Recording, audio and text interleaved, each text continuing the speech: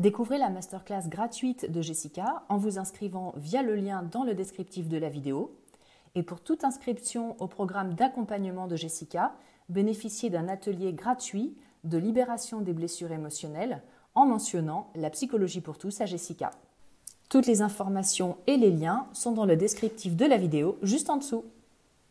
Jessica, tu es coach spécialisée dans l'accompagnement des femmes avec une approche psychocorporelle, énergétique et spirituelle. Dans cette série de vidéos sur le sujet de comment trouver la bonne personne en amour qui nous correspond, tu vas nous expliquer ce qui a marché pour toi et tu vas nous donner des clés pour trouver l'amour.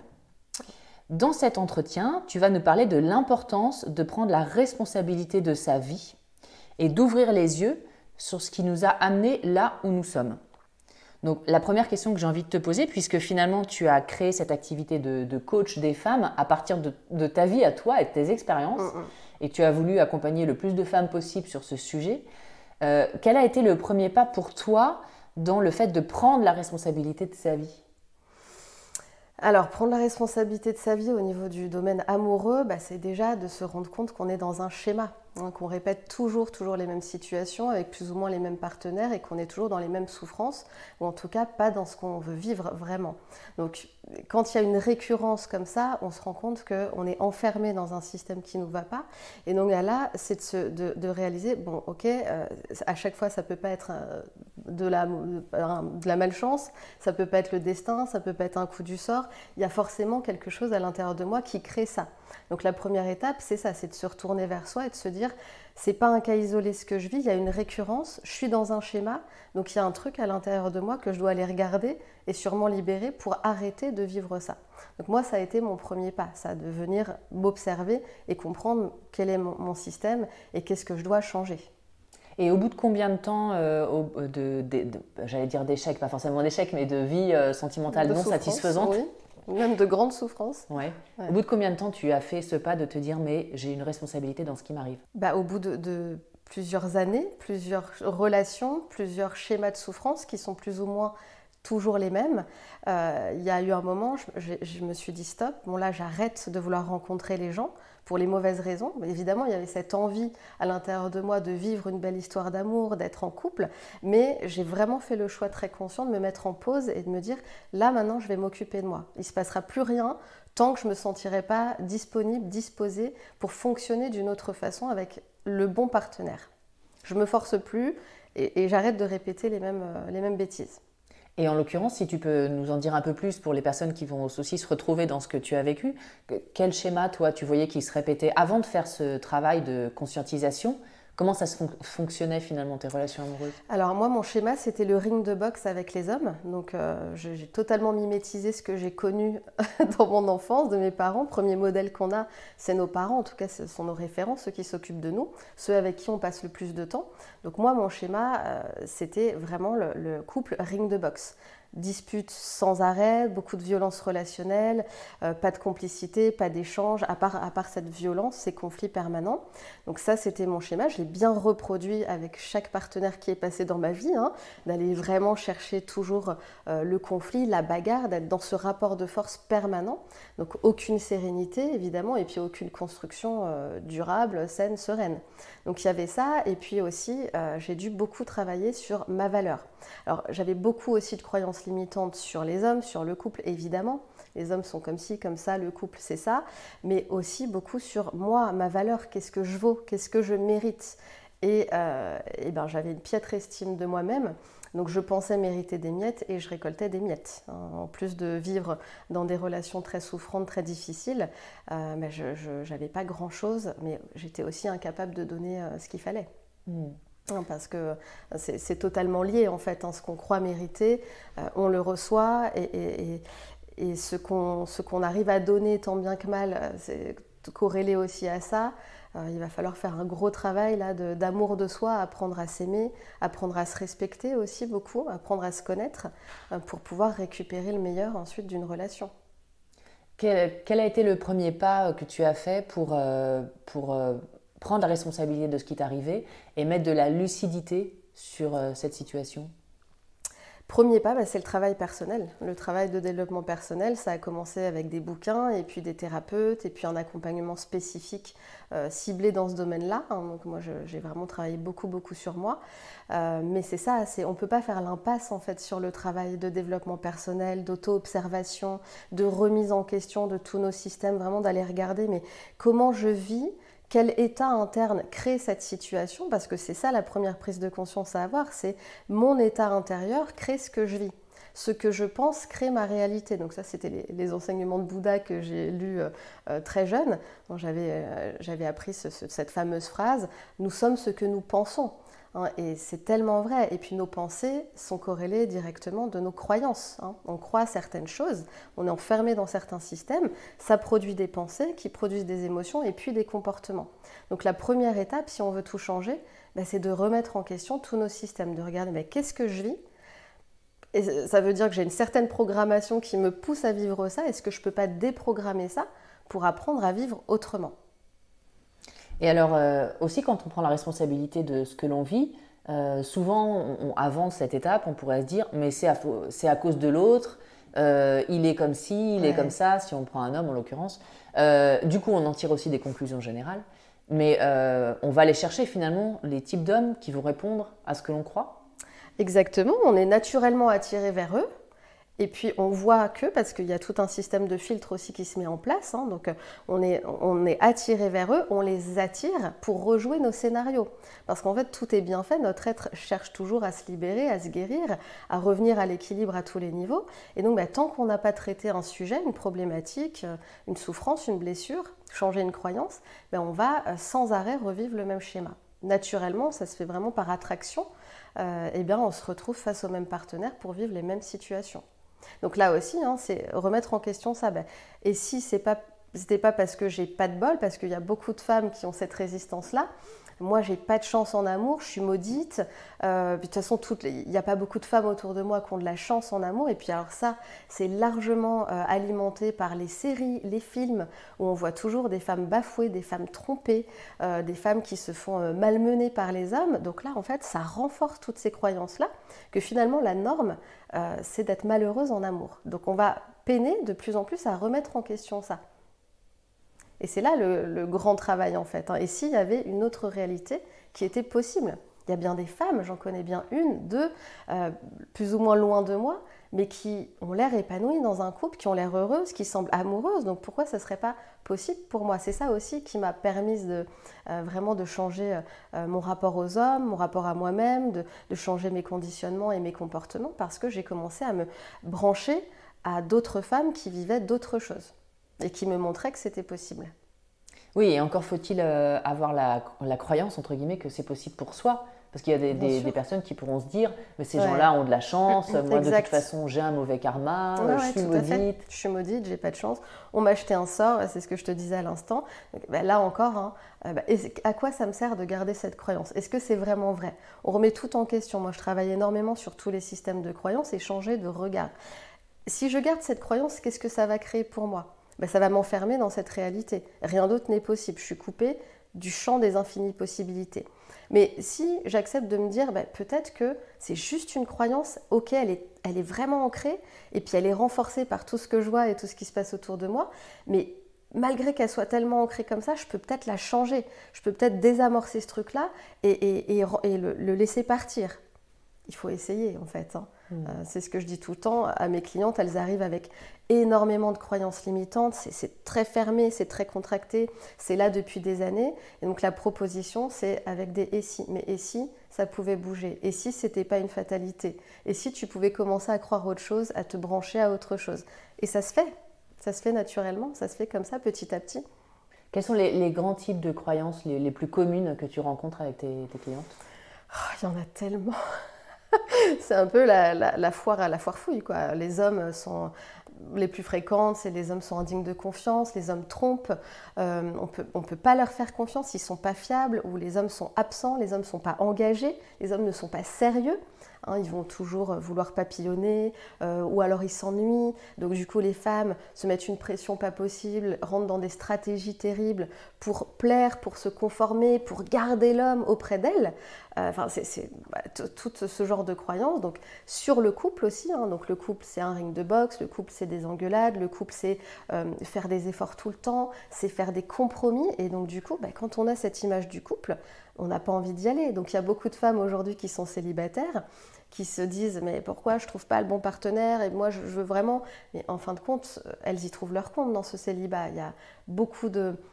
tout leur système de défense est en alerte parce que cette représentation du couple, de la relation, c'est tellement noir, tellement négatif qu'elles vont mettre en place tout un tas de stratégies pour ne jamais rentrer en intimité avec quelqu'un. C'est des stratégies conscientes ou ça se fait inconsciemment? La plupart du temps, c'est très inconscient. C'est pour ça que tout le travail, c'est de faire remonter tout ça. Donc, il y a plein d'outils pour le faire, des outils bien spécifiques pour faire ça. On va faire remonter tranquillement les informations qui sont disponibles là. Puis ça se fait aussi en fonction de qu'est-ce qu'on est capable aujourd'hui de recevoir. Hein, je veux aussi rassurer les femmes par rapport à ça. Beaucoup de femmes se disent « moi j'ai trop de casseroles, trop de névroses, j'ai un passé trop douloureux, j'ai pas envie de mettre le nez là-dedans, ça me fait peur, qu'est-ce qui va se passer ?» Et en fait, moi, ce que je vois, mon expérience de thérapeute et aussi mon expérience personnelle, c'est qu'à partir du moment où on est prête à se libérer et à changer notre vie, on va y aller tranquillement. On va poser des intentions et comme tous nos systèmes sont bien faits, on va recevoir ce qu'on est capable de gérer et on va traiter dossier par dossier. Quelle est la première chose que tu dis aux femmes qui viennent te voir? Comment tu fais l'anamnèse, ce qu'on appelle en thérapie, une espèce d'état des lieux? Quelles sont les premières questions à se poser? Comment ça se passe? Quel est ton schéma? Quel est ton schéma amoureux? C'est ça la première question. Est-ce que tu as identifié ton schéma? C'est le cas d'habitude ou pas? Ouais, elles sont assez lucides là-dessus, sauf qu'il manque cette étape de l'autoresponsabilité. Bien souvent, oui, alors moi je tombe que sur des hommes comme ci, comme ça, je ne vis que ceci, cela, mais c'est de leur faute. Hein. C'est-à-dire, je ne prends jamais la responsabilité de ce que je vis là-dedans. Et donc, évidemment, la deuxième étape, c'est ça. C'est quelle est ta responsabilité là-dedans? En quoi tu pourrais être responsable de ça? Peut-être que ton histoire te conduit à vivre des choses comme ça. Donc il y a tout ce travail de faire venir à la conscience notre autoresponsabilité. Et ça, c'est une étape majeure qui est énorme et extrêmement libératrice quand on sort de la posture de victime, qu'on prend notre pouvoir, notre puissance, qu'on remet en question tout ce qu'on vit jusqu'à maintenant. Et si j'avais co-créé ça, et si j'avais une part de responsabilité là-dedans, mais déjà, on change de couleur, quoi. On n'est plus du tout la même femme dès les premières étapes de la transformation. C'est le retour que j'ai beaucoup, c'est que cette première phase-là, elle est vraiment très, très libératrice, très guérisseuse.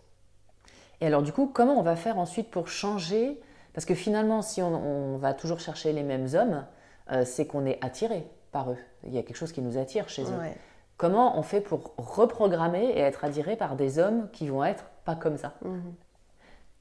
Eh bien, en fait, ce qui fait qu'on est attiré ou qu'on les attire, c'est qu'on dégage quelque chose, on dégage une énergie. On communique entre nous déjà par l'énergie. On le sent, ça, c'est pas ésotérique de dire ça. Qu'est-ce qui fait que notre énergie envoie telle information? C'est nos blessures et c'est nos croyances, c'est tout ce qu'on porte, qui est enfermé là à l'intérieur de nous. Et donc quand on change ça, on envoie une autre information.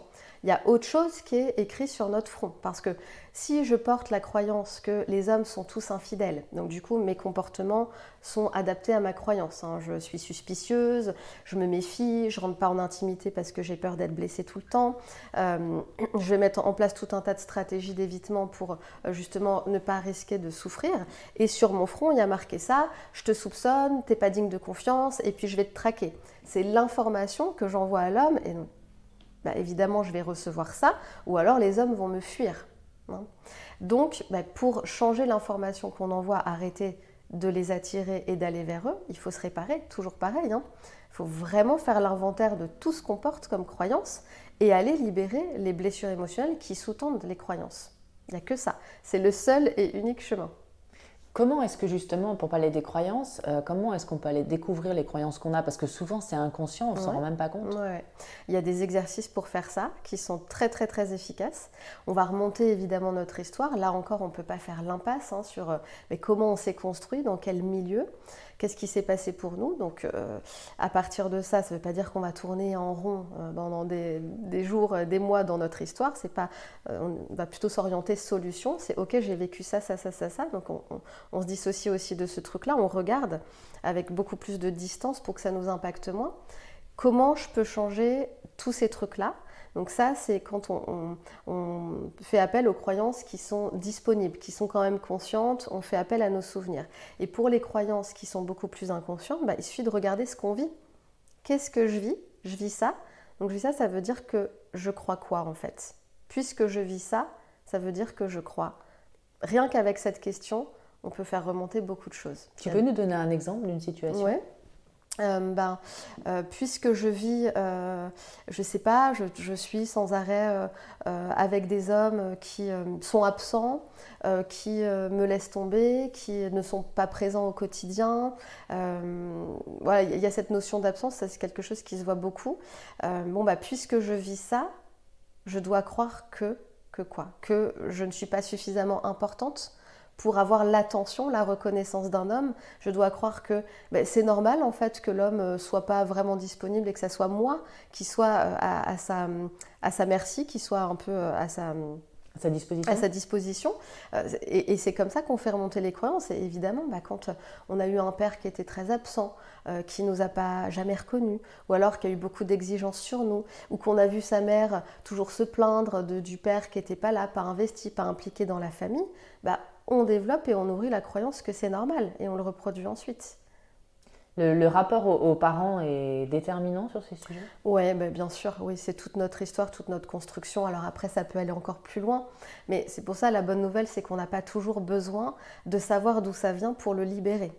Parfois, c'est des empreintes de naissance, des choses qui se sont passées quand on était encore dans le ventre de notre maman, parce que on mentalise pas tout, mais ça s'engramme, on absorbe les informations en fonction de ce que notre mère a vécu dans son couple, de ce qui s'est passé pendant qu'on était dans son ventre.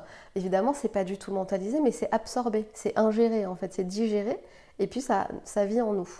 Et puis après, on peut aussi aller voir du côté des vies antérieures, si on y croit. Parfois, il y a aussi des empreintes qui viennent de très très loin, mais on n'a pas besoin toujours d'aller chercher, fouiner, régresser pour se libérer. C'est vraiment ça mon expérience et le message que j'ai envie de faire passer. C'est que non, on peut, en remettant le corps au centre, on va interroger le corps, qu'est-ce qui est là? Et même si on n'identifie pas vraiment, il y a un poids, il y a une sensation dans le corps.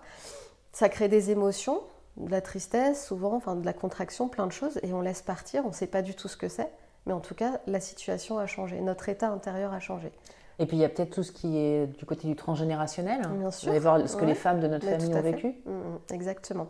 À quel point on est fidèle, on est loyal, à quel point on porte des empreintes là, de notre mère, notre grand-mère, peu importe. Et surtout, on ne veut pas s'en détacher, parce que partager des souffrances, ça réunit, c'est la meute.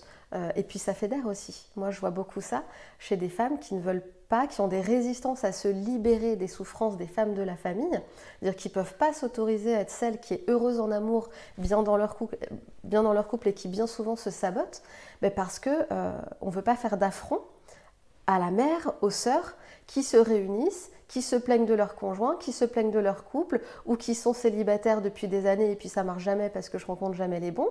Et en fait, si on sort de ça, évidemment, il y a une peur viscérale, archaïque d'être rejeté, de ne plus faire partie de cette meute. Donc c'est aussi quelque chose à regarder, à quel point on est fidèle au système des femmes de notre famille et des femmes en général, parce que ça rejoint ce qu'on disait tout à l'heure, on est un peu nourri avec ce système de pensée-là, que les femmes sont malheureuses en amour, les femmes subissent, les femmes se font tromper, les femmes sont victimes de pervers narcissiques, les femmes se font abandonner. Il n'y a que ça partout, à la télé, dans les films, dans les séries. Ça, c'est dramatique. Et puis, c'est l'histoire de l'humanité, entre guillemets. Enfin, il y a quand même beaucoup plus de systèmes patriarcaux que l'inverse. Oui, mais c'est largement entretenu par tout ça. Et quand on veut inverser la vapeur, là, il faut aussi se débrancher de ces sources-là et se dire, mais ok, il y a ça. Ça existe, on va pas nier que ça existe, mais et si notre réalité était possible, et si je la choisissais pour moi, tout simplement. Je vais apprendre à faire ça. Je vais apprendre à devenir heureuse et épanouie en amour moi aussi. Je vais apprendre à m'aimer. C'est tout un apprentissage, un cheminement. Il y a aussi, j'imagine, la question finalement du bénéfice secondaire. C'est ce que tu expliquais dans le fait de si je suis indépendante, heureuse en amour, etc., je vais perdre quelque part l'amour ou la solidarité que j'avais avec mon groupe. Exact. Qu'est-ce qu'on peut dire à ces femmes justement qui ont peur, consciemment ou inconsciemment, de perdre la meute dans lequel étaient la famille? Ouais, bah, c'est un vrai choix. C'est comment est-ce que je peux me décrocher de ce système? Ça ne veut pas dire que je coupe les ponts avec tout le monde, j'envoie balader tout le monde. Comment je peux me désolidariser de ça, m'en décrocher, tout en gardant le lien avec ces femmes de ma famille que j'aime et dont je n'ai pas forcément envie de me séparer. Et ça, on le fait. On crée des relations sur mesure, c'est-à-dire que j'arrête de m'identifier à ce qui est raconté tout le temps. Ce que j'entends, par exemple, tous les dimanches dans les repas de famille, ces plaintes. Moi, je sais que quand j'étais jeune, c'était ça tout le temps. Tous les dimanches, il y avait des repas de famille et donc il y avait les femmes d'un côté, les hommes de l'autre qui fumaient ou qui faisaient autre chose. Et puis, petite fille, j'entendais ça. Ma mère, ma grand-mère, les tantes qui se plaignaient de leur mari, qui racontaient ce qu'elles vivaient, que ça ne s'arrêtait pas. Puis du coup, elles étaient ce petit noyau. Elles y trouvaient leur compte parce que être réunies comme ça fait du bien. On parle de nos problèmes, on se libère, mais on ne sort jamais de ça. Donc c'est vraiment de regarder dans quoi je suis. Est-ce que j'ai vraiment encore envie de participer à ça ou est-ce que je ne peux pas sortir du jeu, sachant que si j'y reste, il faut que ce soit un choix conscient et qu'après je me dise ok, mais à partir de ce système-là, de ce système de pensée et de ces comportements-là, il y a peu de chances que j'arrive à être épanouie avec un homme un jour. C'est toujours des choix, en fait. Tu parlais tout à l'heure, et puis je disais aussi en introduction que tu faisais du psychocorporel, et tu parlais des émotions. Est-ce qu'il y a un moment, effectivement, où on a une charge émotionnelle qui est en nous et qui demande à sortir Comment ça se passe? Ah oui, bien sûr. Oui, il y a beaucoup de charges, évidemment. On va à la rencontre du corps. Moi, dans mon approche, on replace le corps au centre parce que bien souvent, alors il y a beaucoup de choses inconscientes, mais la plupart des femmes, elles ont quand même de la lucidité sur ce qu'elles vivent, même si elles sont dans cette posture de victime dont on parlait tout à l'heure. Elles voient bien leur schéma, elles font souvent le lien avec leur enfance ou avec justement le transgénérationnel. Donc elles ont une vision assez claire, mine de rien, de ce qui est là, mais pour autant, elles n'en sortent pas. C'est-à-dire que les prises de conscience, parfois ça suffit, il faut une prise de conscience pour se libérer complètement, mais parfois, bien souvent, ça ne suffit pas. Il faut aller libérer ce qui est là dans le corps, en fait, parce que tout notre corps porte les empreintes. C'est ce que je disais tout à l'heure, on a absorbé tout un tas d'informations et ça continue à vivre à l'intérieur de nous. Et donc en approche psychocorporelle, on va arrêter un peu d'interroger la tête et tourner en rond dans notre histoire, on va aller interroger le corps et le corps va faire son job si on lui permet, son job de libération. Et donc on libère évidemment des grosses charges émotionnelles qui sont là depuis très longtemps, des croyances, des grosses blessures, et ça se fait tranquillement, sans se rouler par terre forcément, sans crier au secours, ça se fait. Et quels effets ça a du coup, une fois qu'on a libéré ces charges, qu'est-ce qui se passe? Toute la vie change, tout simplement. Toute la vie change. Il y a une reprise de pouvoir et de puissance qui est instantanée. Il y a la confiance en soi et en ses ressources qui montent tout de suite. Étant donné qu'on a libéré tout un tas d'informations erronées qui nous limitent, le champ des possibles se réouvre. Et puis, il y a cet élan de vie aussi qui revient, cette envie de « mais moi, je vais vivre autre chose, là, je vais choisir autre chose pour moi ». C'est assez énorme, c'est fantastique, cette transformation. Oui, parce que j'imagine que si c'est des charges qu'on a en nous, ça doit impacter d'autres domaines de notre vie que uniquement la relation amoureuse. Bien sûr. Tout est lié, c'est une toile d'araignée de toute façon. Donc quand on travaille la dimension amoureuse, c'est les vases communicants, ça rejaillit bien souvent sur tous les autres domaines et vice-versa.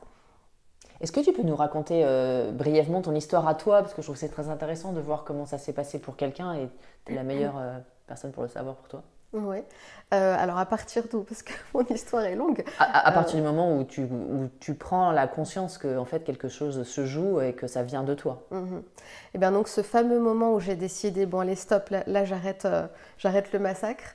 Je me pose, je me souviens, j'habitais à Paris et puis j'étais tout le temps avec mes copines, puis on sortait et puis on voulait absolument rencontrer un mec, il fallait qu'on se case, là les années passaient et puis on était toutes célibataires, toutes dans nos névroses à patauger dans nos schémas, il n'y avait pas de remise en question à ce moment-là. Et puis surtout, ce qui est intéressant, c'est que je voulais vraiment rencontrer quelqu'un, je voulais revivre le couple parce que je l'avais déjà connu et moi j'aime être en couple, j'aime être amoureux, j'aime vivre des choses à deux et je le voulais vraiment très fort et je le voulais tellement, je vibrais tellement le manque, donc je dégageais tellement cette information mais tout le monde me fuyait en fait. Hein. Donc j'en étais vraiment arrivée à me dire, mais en fait, donc là ça renforce les croyances sur sa valeur, parce que je concluais, mais en fait, ok, je rencontre personne et presque les hommes me fuient parce que je suis nulle, parce que je suis moche, je suis pas intéressante, je suis pas pertinente, je vaux rien, j'ai aucune valeur. Donc là, ça se renforce en fait le truc.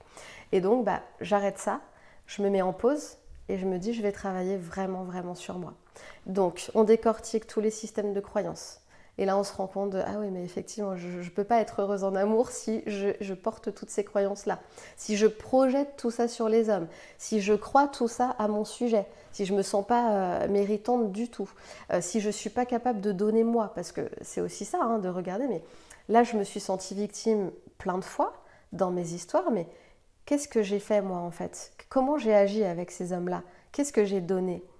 Comment tu agissais justement?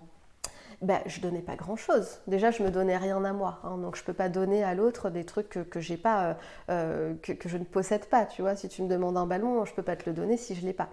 Donc, je me donnais pas grand-chose parce que j'avais ce problème d'estime, de confiance et d'amour qu'il a fallu vraiment, vraiment travailler.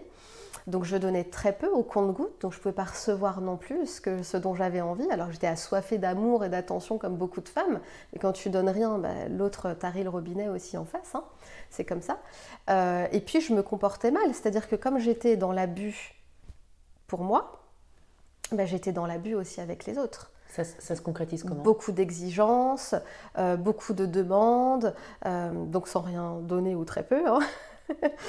Beaucoup de comportements inappropriés, de violence relationnelle en fait. Hein. Je reproduisais ce que j'avais vu dans mon enfance, donc la violence relationnelle, d'être dans le rapport de force tout le temps, de ne pas forcément bien m'adresser à l'autre, de ne pas écouter ce que l'autre me dit, ses besoins, ce qu'il exprime, c'était que de la violence en fait, mon schéma. Donc là aussi, quand on se rend compte de ça, ah ouais, non mais moi j'ai agi comme ça. Donc en fait, je ne suis pas tellement victime, je l'ai aussi vraiment beaucoup provoqué. J'ai fait tout ça, et donc il y a ce gros travail de réparation aussi à soi, mais à l'autre. Ça fait vraiment partie du travail, ça, d'aller...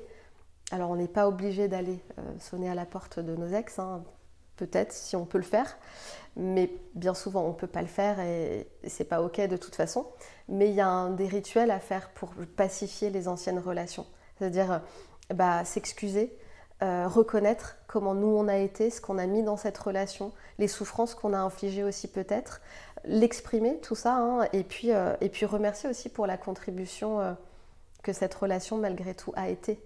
Parce que même s'il y a beaucoup de femmes qui sautent au plafond quand je dis ce genre de choses au départ, il y a forcément eu de la contribution dans cette relation. Ça nous a forcément servi à vivre quelque chose et à passer un palier.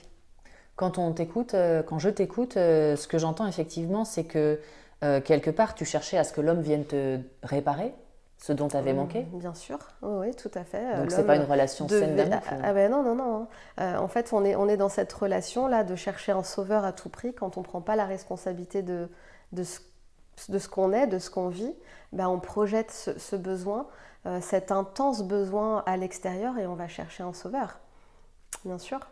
Donc j'imagine qu'il faut commencer par se sauver soi-même? Toujours, tout part de nous, tout. Hein, c'est toujours nous. C'est nous et après ça bouge dehors. C'est jamais l'inverse. Hein. C'est jamais non mais j'attends, je vais bien finir par rencontrer quelqu'un qui veut s'engager. Non. Engage-toi d'abord toi-même avec toi. Apprends à t'aimer, c'est un vrai cheminement, à te respecter, à sortir des abus, à te donner le meilleur à toi. Et ensuite tu verras que comme par magie, il y a tout un tas d'autres profils d'hommes qui vont arriver et qui vont être conformes à ça. Donc parce qu'à la base, effectivement, il y a aussi un problème d'estime de soi et de confiance en soi. Oui. Et j'imagine que quand on n'a pas d'estime de soi suffisante, quelque part, on est aussi prête à tout pour quelqu'un et on ne se respecte plus. Oui, on est dans les abus, c'est le cas de presque toutes les femmes, alors à des niveaux différents évidemment et avec des formes différentes, mais bien sûr, on se contorsionne pour être aimé, on s'adapte, on se conforme, on attend que l'homme veuille bien être disponible. Ça prend tellement de formes, hein, on se force à faire plein de choses dans la relation. Et donc voilà, là encore, hein, si pour les femmes qui sont dans ce cas-là et qui se disent mais moi je me sens tout en contrainte, jamais vraiment libre, jamais moi-même, jamais naturelle parce que j'ai cette croyance que je dois plaire, donc je dois avoir une certaine posture, dès qu'on est dans la contraction, Il faut se dire que là, je suis dans l'erreur. Je suis dans l'erreur, il y a une programmation à l'intérieur de moi qui crée tous ces comportements et j'ai le choix si je veux, de venir réparer ce truc-là, le changer. Comment tu as commencé, toi, ce travail de renourrir l'estime de toi-même et la confiance en toi? J'ai appris à me donner en fait. Donc c'est vraiment être très lucide avec soi. On prend un vrai rendez-vous avec soi-même et puis on regarde comment on se comporte avec nous. Qu'est-ce qu'on se donne? Quel temps on se donne? Quels soins on se donne? Comment on se parle? Quel est notre discours interne? Donc la dramatique évidemment. Dramatique.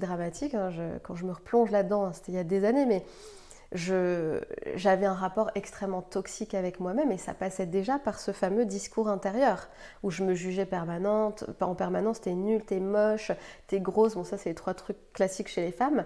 Et puis bon, ça allait beaucoup plus loin. Et puis s'insulter aussi, pauvre conne, des trucs terribles. Enfin, moi je pars vraiment de très très loin au niveau amour de moi. Et alors justement, ce qui est intéressant, c'est que moi, j'ai été très très aimée par mes parents. Je suis toujours très aimée par mes parents. Ils m'ont toujours témoigné beaucoup beaucoup d'amour. C'est pour ça que je disais tout à l'heure, ça vient d'ailleurs. C'est pas mes parents qui m'ont appris à pas m'aimer, à pas me respecter. Je ne sais pas d'où ce truc vient et j'ai pas besoin de le savoir. Ce que je sais, c'est que je l'ai libéré totalement. Donc ça passe par ce changement d'attitude, ce changement d'habitude. Et ben, je vais commencer à dompter ce dialogue intérieur. Je vais m'entraîner à ça. Et s'il faut que je me reprenne 2000 fois dans la journée, ben, je vais me reprendre 2000 fois dans la journée jusqu'à ce que j'ai un discours qui soit soutenant, qui soit bienveillant, qui soit encourageant, que je devienne la meilleure partenaire pour moi d'abord, mon premier soutien. Ça, c'est ce qu'on apprend à faire tout de suite. Donc le discours intérieur, le soin qu'on va s'apporter. Et là encore, c'est très important de remettre le corps au centre, se prendre du temps pour soi. Ça peut être juste de quelques instants de respiration, ça peut être de l'automassage, juste se prendre les mains, se masser les mains avec cette intention de je veux apprendre à m'aimer. Parce que évidemment, très souvent, on ne sait pas du tout comment on fait ça, comment j'apprends à m'aimer. Je pars de tellement loin et puis du coup, beaucoup de femmes rejettent ce truc-là parce qu'elles se disent j'y arriverai jamais. Je pars de trop loin, je me déteste, je me supporte pas, j'arriverai jamais à faire ce truc et donc elles veulent encore une fois balayer cette étape. Non. On ne peut pas faire ça. On y va étape par étape. Et c'est juste, je pose l'intention d'apprendre à m'aimer. Je veux vraiment apprendre à m'aimer. Qu'est-ce qui me permettrait de m'aimer vraiment? Et notre corps, notre être, nous accompagne là-dedans. La vie nous accompagne parce qu'en fait, la vie nous suit toujours. Elle suit toujours nos choix. Qu'est-ce que je choisis? Qu'est-ce que je décide? De continuer à m'abuser? Bah ok. Donc la vie nous envoie tout un tas d'occasions d'être dans l'abus. Par contre, si je choisis d'apprendre à m'aimer, de ralentir, de prendre du temps, de m'occuper de moi, ben là, il y a des choses qui vont venir soutenir ça aussi. Qu'est-ce que tu as fait toi, par exemple? Est-ce qu'il y a eu Donc tu parles du massage, mais est-ce qu'il y a des choses plus... Prendre du temps, travailler sur moi, donc changer ce fameux discours intérieur, me récompenser régulièrement, c'est vraiment apprendre à me traiter avec égard, comme j'aimerais qu'on me traite. Quand on se fait malmener, ce qui était mon cas, donc je me sentais pas considérée par les hommes, pas vraiment respectée, mais c'était totalement à l'image de ce que je faisais avec moi. Donc on apprend à se traiter avec égard. Est-ce que on regarde le déroulé de sa journée, ça peut commencer comme ça. Est-ce que tout ce que j'ai choisi là dans ma journée de mettre en place, cette personne que je vais voir pour déjeuner, cette soirée que j'ai, ce job que j'ai, est-ce que ça c'est ok pour moi? Est-ce que c'est bon pour moi? En fait, on va regarder, est-ce que je choisis ce qui est bon pour moi ou pas? Et si c'est pas le cas, ben on va commencer à changer ça. Technique des petits pas, évidemment. On révolutionne pas tout d'un coup, c'est pas on démissionne, on balaye tout d'un coup, c'est technique des petits pas. Je commence par arrêter, parfois c'est des bêtises, de mettre des pantalons trop serrés qui m'empêchent de respirer, qui me font du mal, je suis pas à l'aise toute la journée, ou des talons, je suis en talons toute la journée parce que je veux être belle, mais ça me fait mal au dos, j'en peux plus. Là, je me respecte pas, je suis dans l'abus, je me traite pas avec égard, comment je peux changer ça? Je fais un petit pas, et puis encore un autre, et puis encore un autre, et le niveau de bien-être augmente considérablement, et plus on se choisit, encore une fois, et plus on a envie de se choisir, de se faire du bien. C'est pas facile du tout parce que ce que tu dis, parce que on est dans une société où la femme est globalement un objet sexuel quand même dans la communication, dans les publicités, où les femmes vendent tout et n'importe quoi à partir du moment où elles sont jolies et pas trop habillées. Donc on a, les femmes, nous, cette croyance que de toute façon, il faut être belle, parfaite pour plaire. Et là, tu nous dis que, en fait, pas forcément. Alors, pas forcément. Après, il y a un juste milieu dans tout. On peut continuer à se sentir belle sans s'infliger des souffrances avec nos talons ou nos chaussures. Il faut juste trouver le bon moyen. Et puis, c'est aussi, encore une fois, sortir du jeu. Oui, il y a cette réalité où la femme, elle est hyper sexualisée. Et donc, il y a toute une catégorie d'hommes qui vont avoir un focus sur la femme comme ça. Alors, moi, j'aime les talons, j'aime les femmes qui ont des grosses poitrines, ceci, cela. Oui, ça existe. Mais est-ce que c'est un homme comme ça qu'on veut dans notre vie? Moi, c'est la question que je pose à mes clientes. C'est un homme comme ça que tu veux dans ta vie? Est-ce que c'est ça que tu veux vraiment? Ou est-ce que tu veux un homme mais qui est capable de voir ta beauté, qui est capable de te reconnaître vraiment, avec qui tu peux être toi-même? Est-ce que tu veux attirer un homme qui est conscient, qui est aussi dans cette démarche lui d'introspection, de développement, de relations authentiques, de relations sincères? Ou est-ce que tu veux un homme qui base tout son rapport aux femmes sur la sexualité ou sur l'apparence? C'est encore une fois un choix. Bien souvent, les femmes elles me disent « Mais ouais, c'est vrai, en fait. Non, mais en fait, non, il ne m'intéresse plus parce que c'est pas ça que je veux au fond. Je veux autre chose. » Donc là, je vais me faire le cadeau, mais de laisser partir tous ces bonhommes-là, qui étaient encore dans mon champ, et de me tourner vers d'autres hommes, parce qu'il y en a plein. Et en fait, ce qui fait souvent que les femmes se maintiennent auprès de un certain type d'hommes, c'est qu'elles ont la croyance qu'il n'y a que ça. Donc ça, je leur rappelle, non, il y a ça, et puis il y a ça, puis il y a ça, puis il y a ça. En fait, là, tout est possible. Il y a tout un tas d'hommes qui peuvent te correspondre en fonction de ce que tu veux, de comment tu as envie de fonctionner. Et tu as juste à te débrancher de ça et à te brancher là. Moi, je l'ai vu dans ma vie perso, évidemment. Ma première expérience était impressionnante, même dans mon réseau d'amis. Et évidemment, dans le réseau sentimental, quand j'ai commencé à me traiter avec égard et à m'honorer, mais tout a changé comme par magie. D'autres hommes sont arrivés. Et puis moi, je les ai vus aussi, ces autres hommes, alors qu'avant, j'étais incapable de les voir. Je voyais que les abuseurs, entre guillemets. Donc il y a ça. Et au niveau des amis, mais pareil, quand on arrête les abus, ça se joue, donc, comme on disait tout à l'heure, dans tous les autres domaines de notre vie, des amis totalement différents, des partages totalement différents avec des hommes. Et même encore aujourd'hui, je vois que les hommes que je rencontre dans notre cercle d'amis, par exemple, peu importe dans les activités avec les enfants, c'est des hommes qui sont bien avec leur femme, qui sont hyper respectueux. La femme, elle est super épanouie aussi, elle vit le bonheur amoureux. Enfin, maintenant, je ne perçois que ça. Alors qu'avant, je ne percevais que l'inverse. C'est juste parce que je me suis branchée à une autre réalité, tout simplement.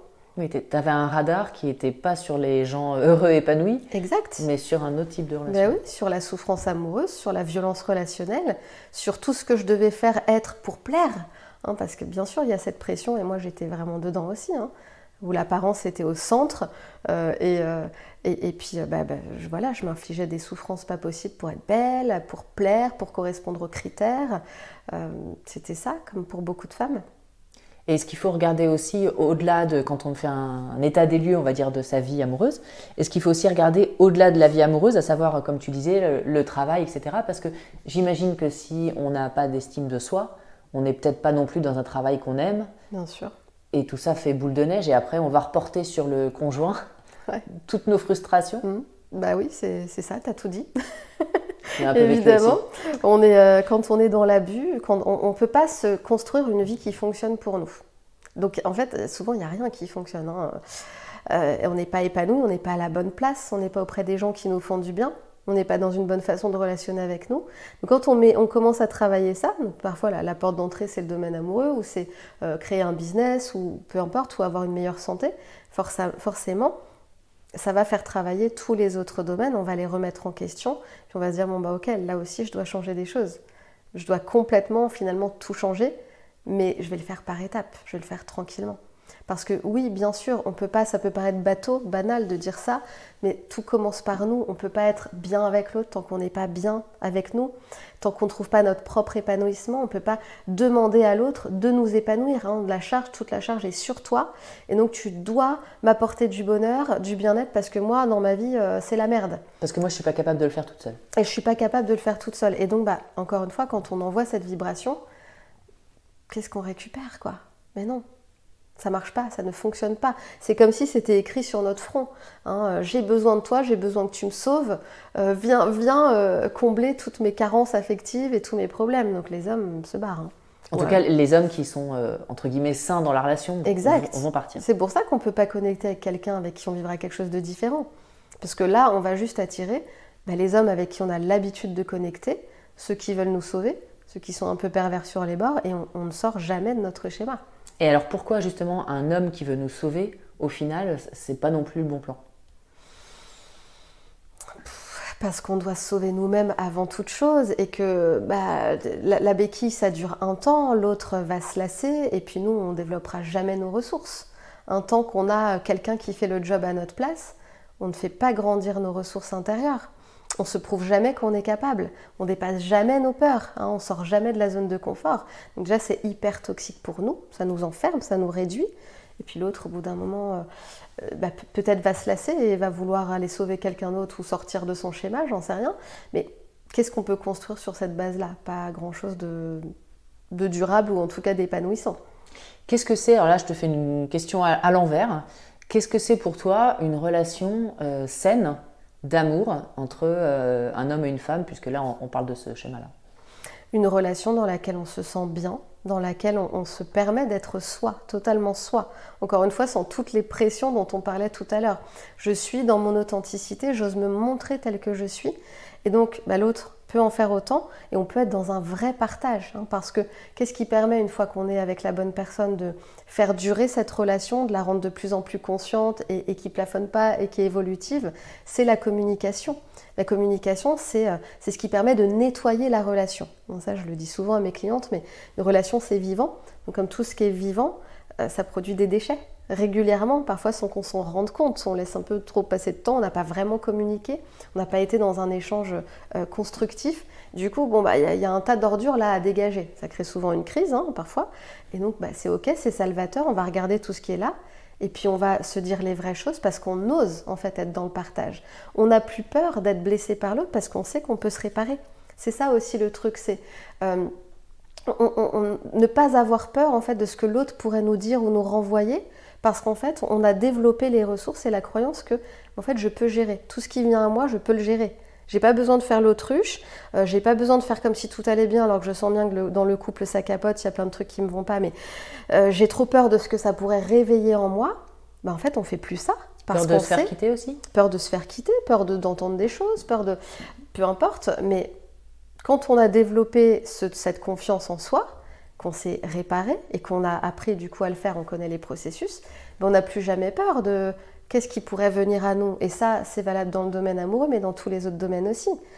J'ai la croyance, en tout cas moi c'est ce que j'ai construit et j'accompagne mes clientes à faire ça aussi, j'ai la croyance que je peux gérer tout ce qui va venir à moi en fait, peu importe l'événement. Des trucs terribles, moins terribles, petits, mais je peux les gérer. Ça va venir à moi parce que la vie est comme ça, la vie va m'apporter encore plein de choses, plein de tempêtes, mais j'ai la croyance que je suis capable de gérer ça. Et puis petit à petit, à force de les gérer, on n'a plus une croyance, on en est sûr. On en est sûr, et puis bien sûr, ça se renforce ce truc-là. Donc ok, c'est ok de communiquer, c'est ok de se dire les vraies choses, c'est ok d'être vraiment dans l'intimité profonde et pas juste en surface. Et pour répondre à ta question, le couple sain pour moi c'est ça. On s'y sent bien, on a envie d'y rester, on est profondément nourri, on partage des valeurs communes parce que ça c'est quand même un point crucial dans les relations. On peut être très différents, mais on a besoin de se réunir sur des choses essentielles, des choses qui nous font vibrer, pas sur tout, mais ça fédère énormément le couple, ça, d'avoir les mêmes envies, les mêmes aspirations. Comment on gère justement, ça c'est pas évident aussi, je trouve, comment on gère l'altérité, comment on gère le fait que l'autre est différent de nous, parce que parfois on peut tomber amoureux de manière très saine, etc., de gens qui fonctionnent pas du tout comme nous, donc ça peut provoquer parfois des complications dans le quotidien, des gens hyperactifs et puis des gens qui sont beaucoup plus posés, et pour autant qui vont être très complémentaires, donc qui vont pouvoir se nourrir. Qu'est-ce qui est, comment on gère la différence de l'autre, et jusqu'où en fait on peut gérer la différence? Les pôles s'équilibrent en fait. Quand on est très différents comme ça, alors on se rejoint quand même sur plusieurs choses parce que sinon il y a peu de chances qu'on connecte durablement. Ça peut être un coup de cœur comme ça, les corps ont envie d'être ensemble, on a besoin d'échanger, il y a une contribution mutuelle qui opère, mais on ne va pas rester, ça ne va pas être durable. On est obligé de se réunir quand même sur des grosses choses. Et tout en étant, on peut être très différent à côté, comme tu disais, un hyperactif, pilote un peu plan-plan, qui aime bien prendre son temps. Mais là, c'est l'occasion vraiment de rééquilibrer les pôles. On n'est pas ensemble par hasard. hein. Moi, je vais prendre de l'autre, je vais télécharger un peu peut-être son énergie, sa façon d'être. Puis l'autre va télécharger ce côté, je me pose, je ralentis, peut-être je lâche un peu prise. Puis là aussi, c'est très intéressant d'échanger plutôt que de se faire des reproches. T'es trop speed, moi, j'arrive pas à suivre, j'en peux plus. Comme c'est le cas des couples basiques qui ne savent pas communiquer et qui n'ont pas compris que la relation, c'est de la contribution avant tout. C'est ça qu'il faut comprendre. C'est en quoi cette facette de lui que je ne supporte pas me contribue. Qu'est-ce que je dois comprendre de ça? Et là, on peut avoir des prises de conscience et en faire part à l'autre et puis demander à l'autre, écoute, tu sais quoi, j'ai compris que là, en fait, ce côté-là de toi va peut-être m'aider à, je sais pas, reprendre de l'énergie ou comment toi tu ferais là pour m'aider à gérer mes projets d'une meilleure façon. Tu vois? Alors après, bien sûr, c'est pas toujours le cas. Parfois, il y a vraiment des traits de comportement, de caractère qu'on ne supporte pas, qui sont lourds pour nous et qu'on a juste envie de fuir. Peut-être parce que là, l'autre ne fait pas le job, nous, on ne fait pas le job. On doit déjà s'équilibrer, nous, et ensuite, on s'équilibre ensemble. Hein, mais quand y a des gros traits de caractère difficiles à gérer, on en parle, qu'est-ce qu'on peut faire de ça? Si on ne peut rien en faire parce que l'autre n'est pas OK pour, je sais pas, lisser un peu ce truc-là, peut-être ça ne va pas marcher. Et les fondements, les valeurs qui doivent être en commun, ça serait quoi par exemple? Alors ça, c'est propre à chaque être. C'est pour ça que c'est intéressant, vraiment important d'aller voir, d'aller faire ce travail, de faire remonter quelles sont mes valeurs profondes en fait, hein, quelles sont mes valeurs hautes, ce qu'on appelle les valeurs hautes en coaching. Et bien souvent, les gens ne connaissent pas leurs valeurs hautes. Tu vois, on a une idée très vague de moi, ça c'est important pour moi, moi j'aime bien le partage, moi j'aime bien. C'est très très vague, c'est très très flou. En fait, on ne sait pas qui on est. Et puis surtout, bien souvent, on est encore identifié à des vieilles versions de nous. C'est pour ça qu'il y a tout ce travail d'actualisation aussi à faire. Hein, c'est qui suis-je aujourd'hui? Qu'est-ce qui est essentiel pour moi? On va à l'essentiel de l'essentiel. Quelles sont mes vraies valeurs, mes valeurs hautes aujourd'hui, celles qui me permettent de me sentir bien, de m'épanouir, celles que je défends et celles que j'ai envie de partager avec quelqu'un. Et là, j'ai une anecdote à te raconter si tu veux, par rapport à ça qui m'a vraiment vraiment marquée quand j'étais moi-même dans ce processus-là, où je faisais ce travail de regarder mais qu'est-ce qui est essentiel vraiment pour moi là aujourd'hui, à l'âge que j'ai, où j'en suis dans ma vie. Donc je faisais ce travail et puis je m'étais aperçue qu'en fait je me connaissais vraiment pas, je savais plus qui j'étais à ce moment-là de ma vie. Et quand j'avais rempli mon truc, je m'étais dit, moi en fait aujourd'hui je suis végétarienne moi depuis que je suis enfant. Et je n'ai jamais imposé quoi que ce soit à personne, et encore moins à mes compagnons. Donc, j'étais la plupart du temps avec des gens qui n'étaient pas végétariens. Et je me suis rendu compte à ce moment-là que je ne voulais plus négocier avec mon bien-être, avec mon épanouissement, et qu'en fait, le prochain partenaire, faudrait qu'il soit végétarien. Parce que là j'arrivais plus à faire ce sacrifice. J'arrivais plus à aller au restaurant et à voir mon partenaire manger un steak tartare en face de moi.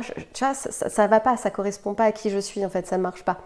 Et donc, je l'ai noté, voilà, ma valeur haute aujourd'hui, c'est vraiment ça. Je veux attirer un homme qui ait cette sensibilité, ce respect de l'animal, et qui va peut-être avoir le même mode alimentaire que moi et sans devoir me battre, sans difficulté, etc. Et puis donc, j'ai commencé à attirer des partenaires différents, et notamment des végétariens, mais j'ai rencontré mon mari, donc dans la foulée. Enfin, celui qui allait devenir mon mari. Et ce qui a été hyper drôle, c'est que quand on a connecté, moi j'ai tout de suite senti, mais ça y est, en fait j'ai ouvert toutes les portes et lui il arrive et c'est incroyable. Et on va au restaurant 2-3 jours, je sais pas si c'était la 3e rencontre. Puis du coup, on commence à parler de nourriture et je lui explique que je suis végétarienne et lui me dit tout de suite, ah mais moi je te dis tout de suite, je serai jamais végétarien, moi j'aime trop la viande. Hein. Il me dit ça tout de suite, tu vois. Et là je me dis, putain merde, là ça va pas fonctionner du coup. Bon tant pis, je vais pas faire capoter l'histoire pour ça. Et ce qui s'est passé, c'est que je crois 3 semaines, 1 mois après, alors que, j'ai pas fait spécialement de politique ou de, de campagne pour le convertir au végétarisme, pas du tout. On avait juste échangé plusieurs fois là-dessus, je lui expliquais ma vision des choses, etc. Et 3 semaines après, ou un peu plus, on faisait un déjeuner chez ma famille et mon père lui passe un énorme plateau de charcuterie et puis il dit non j'en prends pas. Et je dis tu t'en prends pas alors qu'il avait l'habitude vraiment d'en manger. Il me dit non, je peux plus la viande, j'arrête, je peux plus. Et comme ça, il est devenu végétarien. Et moi je crois vraiment, tu vois, à ce pouvoir de l'intention.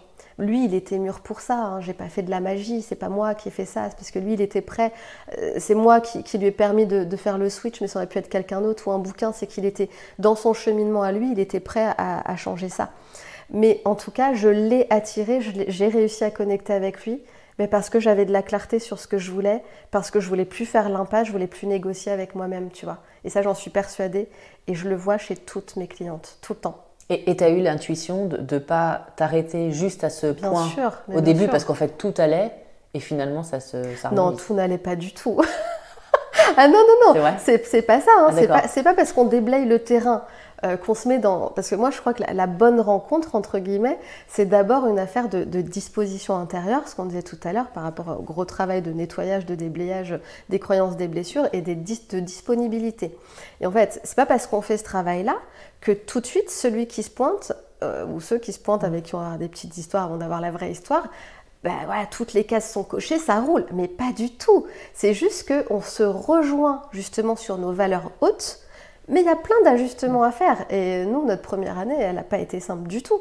Mais comme on se rejoignait sur nos grandes valeurs, c'est très solide en fait. C'est ça qu'il faut rechercher. Vous avez évolué l'un avec l'autre, l'un par rapport à l'autre? Bien sûr, oui, on évolue tout le temps l'un avec l'autre, ensemble, ouais. Et donc pour toi, la qualité première, ce sera la communication? De parler, de dire les choses? Oui, bien sûr. Oui, peu importe ce que ça implique derrière. Peu importe ce que ça implique. Et puis, oui, c'est aussi une sortie de zone de confort, mais c'est apprendre à se positionner, à choisir la place qu'on veut avoir dans notre couple aussi. Hein, ne pas attendre que quelqu'un nous donne notre place, qu'un homme nous donne, choisisse pour nous à quelle place on va être. C'est non, moi j'ai envie de fonctionner comme ça dans ce couple, voici ma place, voici comment je pose mes limites, voici comment j'exprime les choses. Et l'autre est capable d'en faire autant parce qu'on connecte avec des gens qui ont fait le job en général, hein, qui fonctionnent sur les mêmes vibrations que nous. Et du coup, là, la magie opère. Et j'imagine que ça ne doit pas être évident de décider, quand on est une femme qui a, comme ce que tu expliquais, c'est toujours suradapté aux autres, etc. Je veux me faire aimer, je veux être belle, gentille, etc. Toutes les qualités qu'on me demande. Et là, dans une relation amoureuse qui est quand même très compliquée, de dire ma place, elle est là. J'imagine que ça doit être... Non, mais ça se fait pas bien du jour au lendemain. Mais non, c'est pas confortable du tout. Moi, je me souviens, nos premières années même, c'était très inconfortable. Et je me souviens que, donc, du coup, il y a eu beaucoup de friction. C'était très électrique à certains moments. Mais je me souviens que le soir, on étudiait ensemble les blessures de l'âme. Et puis, on en parlait beaucoup. Et puis, on regardait comment ça résonnait en nous. Alors, c'était ça. Puis, une autre fois, c'était autre chose. Mais comme, si tu veux, il y avait cette volonté de grandir ensemble, après, les moyens sont là. C'est ce qui compte, c'est est-ce qu'on a cet élan, cette volonté, cette attraction, ces valeurs hautes qui nous permettent vraiment de se relier, qui vont nous permettre de continuer à évoluer malgré que ça soit, que ce soit complexe par moment. Et ensuite, on fait des choses ensemble pour améliorer notre situation, notre couple, pour mieux se connaître, pour prendre sa place. Moi, je sais que c'était un vrai choix et j'avais décidé, moi, à l'intérieur de moi, c'était entre moi et moi-même, mais je choisis qu'à partir de maintenant, je suis authentique. Je dis les vraies choses. J'ai pas peur, j'ai plus peur en fait qu'on me juge, qu'on me rejette, qu'on me critique, ce que j'avais avant, donc je m'adaptais. Je choisis de dire les choses, je choisis d'être authentique et je lui ai tout dit dès nos premiers rendez-vous. J'en ai parlé dans une autre vidéo sur ma chaîne où je lui disais que j'avais des phobies terribles, des envies de vomir terribles. J'étais hémétophobe à l'époque. Et avant, je choisissais de tout cacher. Donc le masque, il ne faut surtout pas qu'il soit au courant de ça parce qu'il va me trouver trop névrosée, ça va le dégoûter, il va partir en courant et puis moi je veux avoir une image parfaite, etc. Donc j'étais là-dedans. Mais quand j'ai décidé d'être authentique, ce qui s'est passé, c'est qu'au deuxième rendez-vous dans un bar, je lui ai tout déballé, quoi. Et comme j'avais fait le travail pour attirer un homme conscient, il m'a dit « Ok, comment je peux t'aider par rapport à ça ?» Tout simplement. Et j'avais jamais attiré des hommes conscients avant, dans le sens conscient de tout ce qu'un être humain peut traverser, conscient qu'on a tous nos fardeaux et qu'on en est tous un peu au même point et que ça serait bien de s'entraider un peu, quoi. Mais est-ce que tu penses que finalement on attire des gens qui ont quelque part le même niveau de conscience que nous, même si on n'a pas les mêmes problèmes? Évidemment, c'est certain. C'est-à-dire quand tu acceptes aussi de voir où t'en es toi, parce que combien de femmes abaissent leur niveau de conscience pour s'adapter, encore une fois, à des partenaires qui leur vont jamais. Quand tu acceptes de voir, mais ok, moi j'en suis là, ça n'a rien à voir avec l'ego, hein, c'est juste je suis consciente de où j'en suis, comment je vois la vie, qu'est-ce qui est essentiel pour moi, etc. Je le vois et je le revendique et je l'honore. En fait, j'attire à moi des partenaires qui sont sur cette même strate énergétique. Pour conclure cet entretien, donc tu accompagnes les femmes en coaching et tu les aides. Comment ça fonctionne? Comment on peut faire si on a envie de te contacter de manière concrète et pratique? Ouais. Oui, j'ai mis au point, donc par rapport à tout ça, par rapport à mon histoire et à toutes les femmes que j'ai accompagnées depuis 11 ans en individuel et qui avaient toutes les mêmes problématiques évidemment, j'ai mis au point une vraie formation, une vraie méthode qui s'appelle Puissance Femme, parce que je suis très attachée à ce mot, puissance, reprendre sa puissance, reprendre sa responsabilité pour créer sa vie et arrêter de la subir. Donc c'est une formation, une méthode complète en fait qui contient plusieurs modules, 8 modules, avec à chaque fois les grandes étapes pour justement pacifier le passé, fermer les portes énergétiques avec des ex qui pourraient nous polluer encore, des anciennes histoires, comment on sort des abus, comment on se déprogramme, on se reprogramme nos systèmes de croyances, comment on libère les blessures, comment on fait la clarté totale sur qui on est aujourd'hui, on s'actualise, c'est ce que je disais tout à l'heure, quelles sont nos valeurs hautes, qui on est, qui on a envie d'être, qu'est-ce qu'on a envie de vivre. C'est tout un processus en fait qui accompagne, alors il y a des vidéos, il y a des audios, il y a des exercices vraiment à mettre en place parce que c'est un accompagnement dynamique et là il y a le choix pour le rejoindre soit en groupe, soit en séance individuelle. Et donc, au-delà de ces modules, il y a aussi des séances avec toi? Voilà, alors soit l'accompagnement de groupe, donc c'est un groupe de femmes qui ont choisi de tout changer. Donc c'est très intéressant le groupe parce que ça permet de faire émerger plein de prises de conscience, de partage, il y a une certaine solidarité, une certaine émulation dans le groupe, c'est très très bien, très bien. Et puis il y a des femmes qui préfèrent être accompagnées en individuel. Donc il y a toujours la plateforme évidemment, où il y a tout le travail dessus, toute la méthode à suivre, et les rendez-vous en individuel ou en groupe. Et ça peut se faire, tu le fais exclusivement à distance, hein? En ligne, voilà, exclusivement en ligne, ouais, tout à fait. D'accord. Et pour avoir un ordre d'idée, ça dure combien de temps à peu près? C'est 4 mois. 4 mois pour tout changer. D'accord. C'est-à-dire que parfois c'est moins, parce que la magie opère vraiment. En fait, quand tu bouges, tout bouge autour de toi. Moi, je le vois et j'ai une liste de témoignages incroyable. Tu as peut-être dû les voir, les femmes là, qui ont rencontré un nouveau partenaire vraiment pendant la méthode, pendant la formation. Et même moi, je me dis, mais incroyable. Mais en fait, quand tu es vraiment dans cette dynamique de changement, que tu y vas, que tu fais les processus, que tu nettoies tout, que tu y crois, etc. Mais ça se fait en fait. Le changement n'a pas à prendre des années. Il faut aussi sortir de cette croyance. On n'en est plus à l'époque où on restait sur le canapé, sur le sofa là, pendant 10 ans. Avec les outils de coaching hyper puissants qu'on a aujourd'hui, avec des méthodes en thérapie psychocorporelle, puisque c'est ce que moi je fais, que je connais par cœur, pour aller vraiment désengrammer les traumas, les souffrances, etc. En quelques mois, on change notre vie. Donc, moi, j'ai cadré ça sur 4 mois. J'ai organisé ces modules sur 4 mois. Et puis, les séances en individuel, par exemple, c'est 2 par mois. Mais ça peut prendre un peu plus de temps pour les femmes qui auraient du mal un peu à s'y mettre au départ parce qu'il y a des résistances, il y a des saboteurs. Et puis parfois, ça va beaucoup plus vite quand on est vraiment prête, quand on est à fond et qu'on travaille, on fait de ce travail une priorité. C'est super. Et donc, tu as aussi une chaîne YouTube où on peut voir tous tes conseils régulièrement. Ouais, j'ai une chaîne YouTube, j'ai un blog qui est un peu vieux maintenant, mais qui regorge de pépites. Et puis, je suis un petit peu active sur les réseaux, mais pas trop quand même, mais on peut me trouver sur les réseaux sociaux aussi. Super. Merci beaucoup, Jessica. Mais merci à toi, Carole.